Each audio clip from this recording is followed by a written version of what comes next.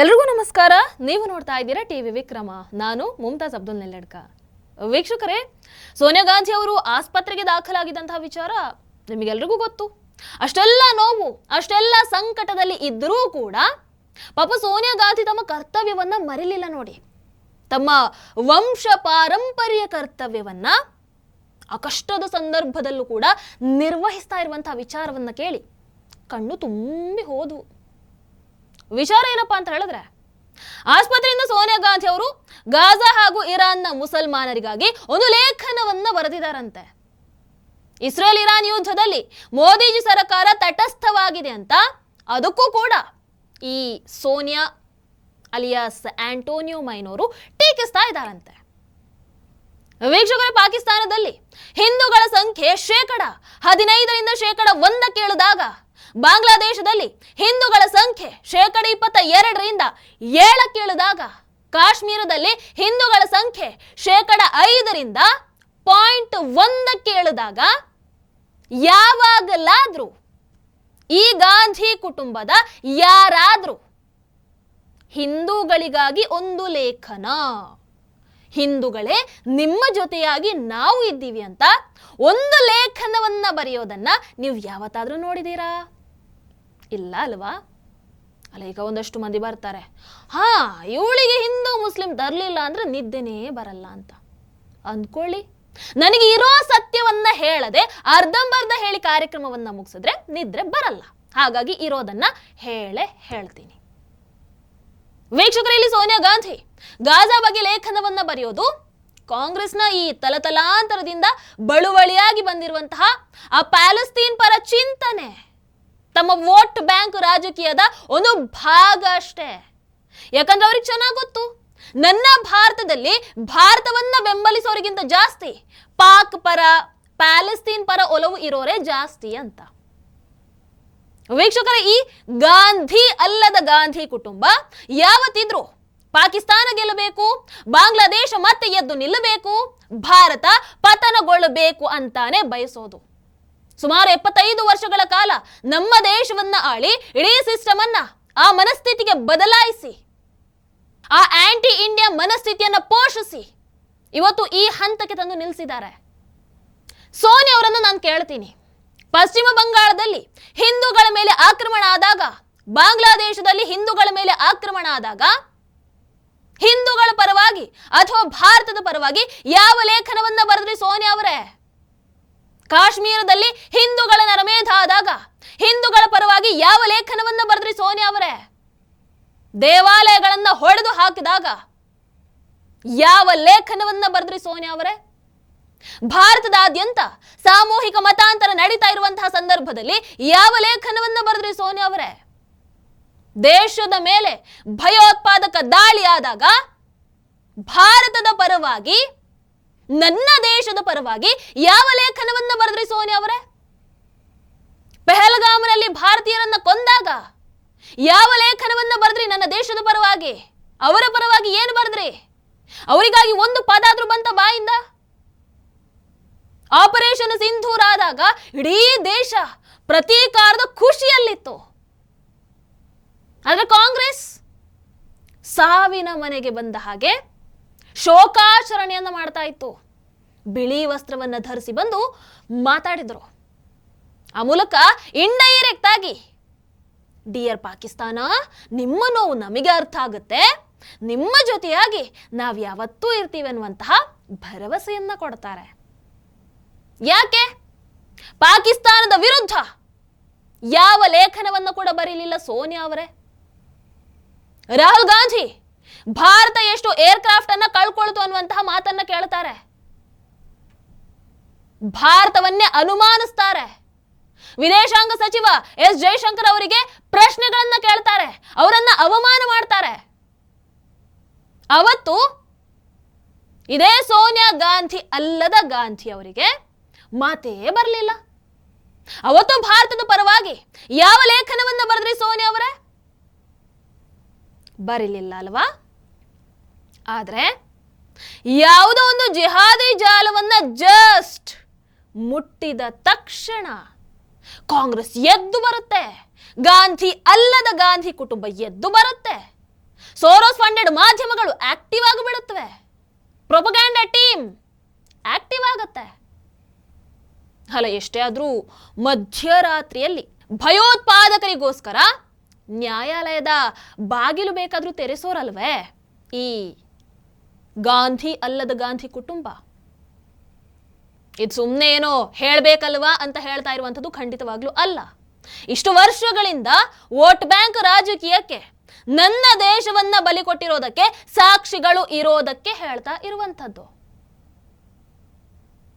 ಅಂತಹ ದೇಶ ಪ್ರೇಮಿ, ಅಂತಹ ಸಹೃದಯಿ ಕಾಂಗ್ರೆಸ್ ಆಗಿದ್ದಿದ್ರೆ ಯಾಕೆ ಪ್ಯಾಲೆಸ್ತೀನ್ ಅನ್ನ ಖಂಡಿಸೋದಕ್ಕೆ ನಿರಾಕರಿಸುತ್ತೆ? ಯಾಕೆ ಪಾಕಿಸ್ತಾನವನ್ನ ಖಂಡಿಸೋದಿಲ್ಲ? ಯಾಕೆ ಭಾರತವನ್ನೇ ಅನುಮಾನ ಪಡುತ್ತೆ? ಯಾಕೆ ಭಾರತದ ಅಟ್ಯಾಕ್ ಮೇಲೆ ಅನುಮಾನ ಪಡುತ್ತೆ? ಯಾಕಂದ್ರೆ ಅವರ ಉಳಿವು ಇರುವಂಥದ್ದು ಪ್ಯಾಲೆಸ್ತೀನಿಗೆ ಹುರಿದುಂಬಿಸುವಂತಹ, ಇರಾನ್ ಅನ್ನ ಸಮರ್ಥಿಸುವಂತಹ, ಭಯೋತ್ಪಾದಕರಿಗೆ ಜೈ ಜೈ ಅಂತ ಕೂಗುವಂತಹ ಅದೇ ಇಸ್ಲಾಮಿಸ್ಟ್ ವೋಟ್ ಬ್ಯಾಂಕ್ಗಳ ಮೇಲೆ. ಅವರ ಉಳಿವು ಅದೇ ವೋಟ್ ಬ್ಯಾಂಕ್ ಮೇಲೆ ಇರುವಂಥದ್ದು. ವೀಕ್ಷಕರೇ, ಸೋನಿಯಾ ಯಾಕೆ ಇರಾನ್ ಹಾಗೂ ಮುಖ್ಯವಾಗಿ ಗಾಜಾ ಮುಸಲ್ಮಾನರ ಪರವಾಗಿ ಲೇಖನವನ್ನ ಬರೀತಾರೆ ಅಂತ ಕೇಳಿದ್ರೆ ಅದಕ್ಕೆ ಉತ್ತರ ಇತಿಹಾಸದ ಪುಟಗಳಲ್ಲಿ ಬಹಳಷ್ಟು ಕಾಣೋದಕ್ಕೆ ಸಿಗತ್ತೆ. 2023ರಲ್ಲಿ CWC, that is Congress working committee, Israel ವಿರುದ್ಧ ಹೇಳಿಕೆಯನ್ನು ನೀಡ್ತಾರೆ. ನಾವು ಪ್ಯಾಲೆಸ್ತೀನ್ ಜೊತೆಗೆ ಇದ್ದೇವೆ ಅನ್ನುವಂತಹ ಮಾತನ್ನ ಹೇಳ್ತಾರೆ. ಅಷ್ಟೇ ಅಲ್ಲ, 2023ರಲ್ಲಿ ಶಶಿ ತರೂರ್ ಅವರು ಹಮಾಸ್ ಅನ್ನ ಭಯೋತ್ಪಾದಕ ಅಂತ ಕರೆದಾಗ ಅವರದ್ದೇ ಪಕ್ಷದವರು ಅವರ ವಿರುದ್ಧನೇ ಎದ್ದು ನಿಲ್ತಾರೆ. ಯಾಕೆ? 1974ರಲ್ಲಿ ದೆಹಲಿಯಲ್ಲಿ PLO, that is Palestinian National Council ಕಚೇರಿ ತೆರೆಯಲಾಗುತ್ತೆ. 1980ರಲ್ಲಿ ಭಾರತ PLO, that is Palestinian National Council ಜೊತೆಗೆ ಸಂಪೂರ್ಣ ರಾಜತಾಂತ್ರಿಕ ಸಂಬಂಧವನ್ನು ಸ್ಥಾಪಿಸುತ್ತೆ. PLO ಮುಖ್ಯಸ್ಥ ಯಾಸರ್ ಅರಾಫತ್ ಇಂದಿರಾ ಅವರನ್ನ ಸಹೋದರಿ ಅಂತ ಕರೀತಾ ಇದ್ರು. 1988ರಲ್ಲಿ ಅದೇ ಯಾಸರ್ ಅರಾಫತ್ ಅವರಿಗೆ ಜವಾಹರ್ಲಾಲ್ ನೆಹರು ಶಾಂತಿ ಪ್ರಶಸ್ತಿಯನ್ನ ನೀಡಿ ಗೌರವಿಸಲಾಗತ್ತೆ.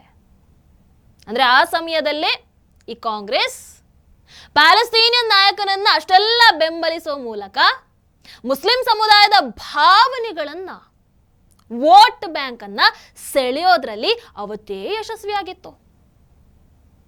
ಇನ್ನು 1999ರಲ್ಲಿ ಕಾರ್ಗಿಲ್ ಯುದ್ಧದ ಸಮಯದಲ್ಲಿ ಇಸ್ರೇಲ್ ಭಾರತಕ್ಕೆ ಬೇಕಾದಂತಹ ಎಲ್ಲಾ ಶಸ್ತ್ರಾಸ್ತ್ರಗಳ ಮೂಲಕ, ಪ್ರತಿಯೊಂದರ ಮೂಲಕ ಭಾರತಕ್ಕೆ ಸಹಾಯವನ್ನು ಮಾಡುತ್ತೆ. ಆದ್ರೆ 2004ರಲ್ಲಿ ಕಾಂಗ್ರೆಸ್ ಅಧಿಕಾರಕ್ಕೆ ಬರ್ತಾ ಇದ್ದ ಹಾಗೆ ಮಾಡಿರೋ ಸಹಾಯವನ್ನ ಮರೆತು ಮತ್ತೆ ಪ್ಯಾಲೆಸ್ತೀನ್ ಕಡೆಗೆ ಪ್ರೀತಿ ತಿರುಗೋದಕ್ಕೆ ಆರಂಭ ಆಗುತ್ತೆ. ಮನಮೋಹನ್ ಸಿಂಗ್ ಅವರು ಪ್ಯಾಲೆಸ್ತೀನ್ನ ಕಟ್ಟ ಬೆಂಬಲಿಗ ಇ ಅಹ್ಮದ್ ಅವರನ್ನ minister of state for external affairs, ವಿದೇಶಾಂಗ ವ್ಯವಹಾರಗಳ ರಾಜ್ಯ ಸಚಿವರನ್ನಾಗಿ ನೇಮಕ ಮಾಡ್ತಾರೆ. 2011ರಲ್ಲಿ ಯುನೆಸ್ಕೋದಲ್ಲಿ ಭಾರತ ಅನ್ನೋದಕ್ಕಿಂತ ಕಾಂಗ್ರೆಸ್ ಪ್ಯಾಲೆಸ್ತೀನಿಗೆ ಬೆಂಬಲವನ್ನ ನೀಡುತ್ತೆ. ಯಾವಾಗಲೂ ಒಂದು ನೆನಪಿರಲಿ, ನೆಹರುಗೆ ಆಗಿರ್ಬೋದು ಅಥವಾ ಈಗ ಇರುವಂತಹ ಗಾಂಧಿ ಅಲ್ಲದಂತಹ ಗಾಂಧಿ ಕುಟುಂಬಕ್ಕೆ ಆಗಿರಬಹುದು, ಅವರಿಗೆ ಅವರ ಸ್ವಾರ್ಥನೇ ಮೊದಲು, ಅವರಿಗೆ ಅದೇ ಮುಖ್ಯ.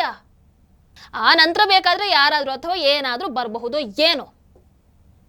ಭಾರತ ಯಾವತ್ತಿದ್ರೂ ಅವರ ಪಾಲಿಗೆ ಕೊನೆಯ ಆಪ್ಷನ್ ಆಗಿರುತ್ತೆ. ಈ ಗಾಂಧಿ ಅಲ್ಲದ ಗಾಂಧಿ ಕುಟುಂಬ ಯಾವತ್ತಿದ್ರೂ ಕೂಡ ಭಾರತಕ್ಕೆ ಶಾಪಾನೆ.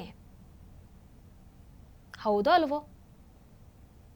ವೀಕ್ಷಕರೇ, ಇಸ್ರೇಲ್ ಇರಾನ್ ಯುದ್ಧದಲ್ಲಿ ಭಾರತ ತಟಸ್ಥವಾಗಿ ನಿಂತಿರುವಂತದಕ್ಕೆ ಸೋನಿಯಾ ಗಾಂಧಿ ಅವರು ಖಂಡಿಸ್ತಾರೆ. ಆದ್ರೆ ಭಾರತ ಯಾಕೆ ಹಾಗೆ ಇದೆ ಅನ್ನುವಂಥದ್ದು ಅವ್ರಿಗೆ ಗೊತ್ತಾ? ಭಾರತ ಇಸ್ರೇಲ್ ಹಾಗೂ ಇರಾನ್ ಇವೆರಡರ ಜೊತೆಗೂ ಕೂಡ ಬಲವಾದಂತಹ ವ್ಯಾಪಾರ ಆಗಿರಬಹುದು, ಇಂಧನ ಆಗಿರಬಹುದು, ರಾಜತಾಂತ್ರಿಕ ಸಂಬಂಧವನ್ನ ಹಂಚಿಕೊಳ್ಳುತ್ತೆ. ಎರಡೂ ರಾಷ್ಟ್ರಗಳು ಭಾರತೀಯ ನಾಗರಿಕರನ್ನ ಸುರಕ್ಷಿತವಾಗಿ ಸ್ಥಳಾಂತರಿಸೋದ್ರಲ್ಲಿ ಸಹಕಾರವನ್ನ ನೀಡ್ತಾ ಇದೆ. ರಷ್ಯಾ ಯುಕ್ರೇನ್ ಯುದ್ಧದಲ್ಲಿ ಭಾರತ ತಟಸ್ಥವಾಗಿತ್ತು. ಕಾಂಗ್ರೆಸ್ ಅವತ್ತು ಅದನ್ನು ಕೂಡ ಟೀಕಿಸಿತ್ತು.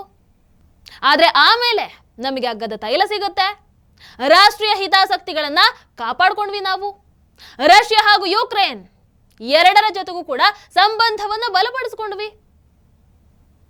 ಆಮೇಲೆ ರಾಹುಲ್ ಗಾಂಧಿ ಕೂಡ ಮೋದಿ ಅವರ ನಿಲುವು ಸರಿ ಅಂತ ಒಪ್ಪಿಕೊಳ್ಳುತ್ತಾರೆ. ಇವತ್ತು ಅದೇ ಕಾಂಗ್ರೆಸ್ ಮತ್ತೆ ಭಾರತ ಆ ಪ್ರಬುದ್ಧತೆಯನ್ನ, ಆ ಸ್ಟ್ರಾಟಜಿಯನ್ನ ತ್ಯಜಿಸಬೇಕು ಅಂತ ಬಯಸ್ತಾ ಇದೆ. ಇವೆಲ್ಲದಕ್ಕೂ ಕಾರಣ ಒಂದೇ, ಮುಸ್ಲಿಂ ವೋಟ್ಗಳ ಮೇಲಿರುವಂತಹ ಕಾಂಗ್ರೆಸ್ನ ಪ್ರೀತಿ. ಅಲ್ಲ, ನೀವು ಹೇಳಿದ ಕೂಡಲೇ ಅದನ್ನ ಕೇಳೋದಕ್ಕೆ ಇಲ್ಲಿ ಅಧಿಕಾರದಲ್ಲಿರುವಂಥದ್ದು ಗಾಂಧಿ ಅಲ್ಲದ ಗಾಂಧಿ ಕುಟುಂಬ ಅಲ್ಲ, ದೇಶ ರಕ್ಷಕ ಮೋದಿಜಿ. ನನ್ನ ಭಾರತ ನಿಮ್ಮ ಕಾಂಗ್ರೆಸ್ ಪಕ್ಷದ ಮುಖವಾಣಿ ಅಲ್ಲ, ನನ್ನ ಭಾರತ ವಿಶ್ವ ಗುರು. ನನ್ನ ನವ ಭಾರತದ ವಿದೇಶಾಂಗ ನೀತಿ ರಾಷ್ಟ್ರೀಯ ಹಿತಾಸಕ್ತಿಯನ್ನು ಪ್ರತಿಬಿಂಬಿಸುತ್ತೆ ಹೊರತಾಗಿ ನಿಮ್ಮ ಗಾಂಧಿ ಅಲ್ಲದ ಗಾಂಧಿ ಕುಟುಂಬದ ಆಸಕ್ತಿಯನ್ನ ಅಲ್ಲ. ನನ್ನ ಭಾರತದ ರಾಜತಾಂತ್ರಿಕತೆಯ ಘನತೆಯನ್ನ ವೋಟ್ ಬ್ಯಾಂಕ್ ರಾಜಕೀಯಕ್ಕೆ, ಲೋ ಲೆವೆಲ್ಗೆ ಇಳಿಸೋದಕ್ಕೆ ಇಲ್ಲಿ ಇರುವಂಥದ್ದು ನರೇಂದ್ರ ಮೋದಿಜಿಯವರು ನೆನಪಿರಲಿ, ಪಾಕ್ ಪ್ರೇಮಿ ಕಾಂಗ್ರೆಸ್ ಅಲ್ಲ. ಹಾಗಾಗಿ ವೀಕ್ಷಕರು, ಇಲ್ಲಿ ಸೋನಿಯಾ ಅವರು ಗಾಜಾ ಪರವಾಗಿ ಲೇಖನವನ್ನ ಬರೆದಿರುವಂಥದ್ದು ಅವರ ಸ್ಟ್ರಾಟಜಿ ಒಂದು ಭಾಗ ಅಷ್ಟೇ, ವೋಟ್ ಬ್ಯಾಂಕ್ ರಾಜಕಾರಣದ ಒಂದು ಭಾಗ ಅಷ್ಟೇ. ಕಾಂಗ್ರೆಸ್ಗೆ ವೋಟ್ ಬ್ಯಾಂಕ್ ಭದ್ರ ಮಾಡ್ಕೊಳ್ಳೋದು ಯಾವತ್ತಿದ್ರೂ ಕೂಡ ಮುಖ್ಯನೇ. ಅವರ ಪಾಲಿಗೆ ನನ್ನ ಭಾರತ ದೇಶ ಯಾವತ್ತಿದ್ರೂ ಕೂಡ ಕೊನೆಯ ಆಯ್ಕೆ ಆಗಿರುತ್ತೆ. ಒಪ್ಕೊಳ್ತೀರಾ? ನಿಮ್ಮ ಅನಿಸಿಕೆಯನ್ನು ದಯವಿಟ್ಟು ಕಾಮೆಂಟ್ ಮೂಲಕ ತಿಳಿಸಿ. ಹಾಗೆ ವಿಡಿಯೋ ನಿಮಗೆ ಇಷ್ಟ ಆದಲ್ಲಿ ಲೈಕ್ ಮಾಡಿ, ಶೇರ್ ಮಾಡಿ. ನಮಸ್ಕಾರ. ಟಿವಿ ವಿಕ್ರಮ, ದೇಶ ನಿಮ್ಮ ಕೈಯಲ್ಲಿ. ಈ ಕಾರ್ಯಕ್ರಮ ನಿಮಗೆ ಇಷ್ಟ ಆಗಿದ್ದಲ್ಲಿ ಲೈಕ್, ಶೇರ್ ಹಾಗೂ ಕಮೆಂಟ್ ಮಾಡಿ. ಟಿವಿ ವಿಕ್ರಮದ ಕಾರ್ಯಕ್ರಮಗಳನ್ನು ನಿರಂತರವಾಗಿ ವೀಕ್ಷಿಸಲು ಸಬ್ಸ್ಕ್ರೈಬ್ ಮಾಡಿ, ಬೆಲ್ ಐಕನ್ ಒತ್ತಿ.